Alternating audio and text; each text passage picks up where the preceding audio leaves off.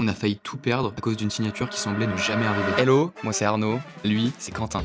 Et pour nos 30 ans, on s'est lancé un peu un défi fou, transformer une grotte en vrai lieu de vie. Au début, c'était juste un trou sombre, humide, sans vraiment d'avenir. La première étape, ça a été d'obtenir l'accord de la mairie pour changer la destination de la cave en habitation. Après plusieurs rendez-vous et beaucoup de patience, on a finalement obtenu le feu vert. On était super contents. On pensait que le plus dur était déjà derrière nous. En réalité, c'était seulement le début. Parce que notre grotte dépendait aussi des architectes des bâtiments de France. Et sans leur accord, impossible d'aller plus loin. On a donc monté un dossier avec Quentin. Notre idée était simple, garder l'aspect brut et naturel de la grotte et en faire un lieu de vie unique, sans modifier sa structure. On a échangé avec eux, compris leurs contraintes, puis attendu très longtemps. Les semaines sont devenues des mois, la promesse de vente commençait à prendre du retard et le vendeur perdait patience. Et nous, on commençait sérieusement à se demander si tout allait s'écrouler. Puis un jour, leur réponse est enfin arrivée. C'était oui, mais à leurs conditions. Une menuiserie en bois sur mesure, qui du coup impliquait des coûts supplémentaires et des délais supplémentaires. Mais honnêtement, on s'en fichait presque, parce qu'après tous ces mois d'attente, on pouvait enfin avancer. Et quand on a enfin reçu cet accord, on pensait que le plus dur était derrière nous, on était loin d'imaginer ce qui nous attendait ensuite. Abonne-toi pour suivre la suite de l'aventure.